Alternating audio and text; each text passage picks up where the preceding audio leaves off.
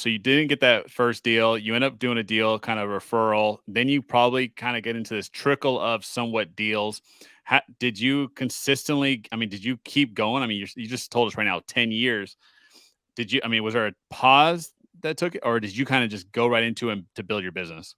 So what happened? It's interesting you saying that because I remember like it was yesterday how it like went from like nothing to like a business that actually makes money. So I was in New York, and that's still where we do a lot of our business. That's probably one of the harder markets in the country just because of the attorneys and all that crap, not really the competition level. Anyway, I was doing deals like every few months in New York. Like I'd get a wholesale deal. I wouldn't have the earnest money. So I'd have like a buddy of mine help me with it. And like I would wholesale it for too little and make 5, 10, 15 grand. So I was like making money, like kind of surviving and staying afloat.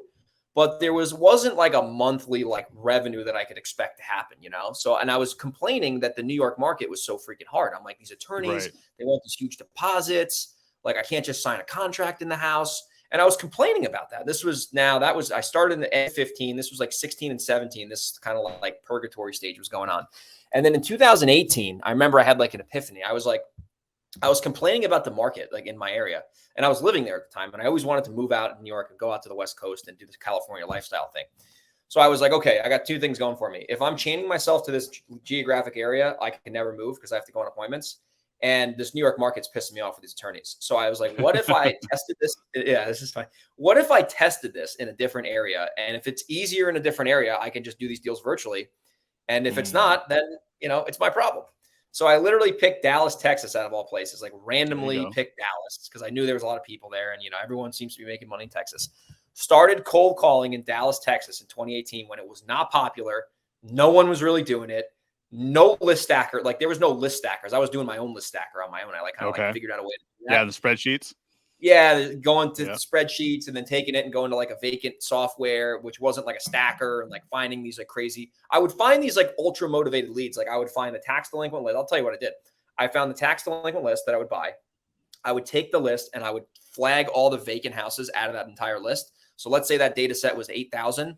The 8,000 would turn into like 600. So now I'd have 8,000 main records, 600 vacant records. So now I had a little sub list of like 600 vacant tax delinquent properties. And I realized that the deals that I did in New York that were always the best were vacant tax delinquent properties. So I'm like, what if I just marketed to these people all day?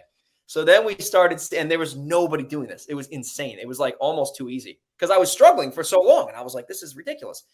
Started doing this in Dallas. And I remember the first deal we did, I think it was on Fernwood. I forget the address, but the freaking lady was like, yeah, I got this property. I don't want it. I don't even know how to sell it. Like it's vacant. And like, I think there's people in there. And like, anyway, long story short, we did that deal. It was like 15 grand. And I was like, oh my God, I never saw the house, never like did anything. Then the next week, same thing, locked up a house. That was a fire damage property. That was a $30,000 deal that I split with someone 50-50. Wow. But I never saw the house. I never went there. So now I'm making money without having to physically be at properties. And then I started doing that like over and over and over. I had like a system where it's like I knew if I spent 4 hours a day calling and texting, that'd bring me like 1 or 2 leads a day. And the 1 or 2 leads a day would give me like 1 new offer every day to make. And if I made, whatever, 1 offer a day, you know what I mean? I had like a little funnel built out. And then that started producing deals consistently, like 3 or 4 deals a month where we were making, 10, 20, 30, $40,000 profits. I was splitting them, but I was not involved in the back end. Like I was just JVing with a guy and I had no involvement after I got the deal. So it was pretty simple. You know what I mean? Yeah. And then we started doing that a bunch. And then I had money at that point because I was saving all that money. And I started closing in cash on these properties. By the way, these are cheap. Like this is not like expensive stuff. We're buying compared to New York. Yeah. Yeah, going in, buying them cash, putting them back on the market. You know what I mean? And then I started saving a lot of money up. And that's how I like grew the business, at least initially, to have like consistency. And then what ended up happening, and then I'll kind of like give you where we're at today, is that started to end because there was honestly only so many of these like ultra distressed properties in Dallas. And most of them were in my database or they were a lead or they didn't want to sell or whatever. And I knew that strategy was eventually going to dry up and I was going to either have to go into another market and do this like Houston or San Antonio, or maybe try to go back into New York and see if that market is good again. Right.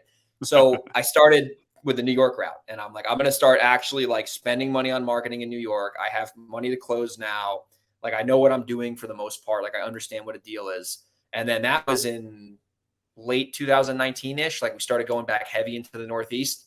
And from there, we've grown our business just by like the traditional like market, get leads, have a team kind of thing like that.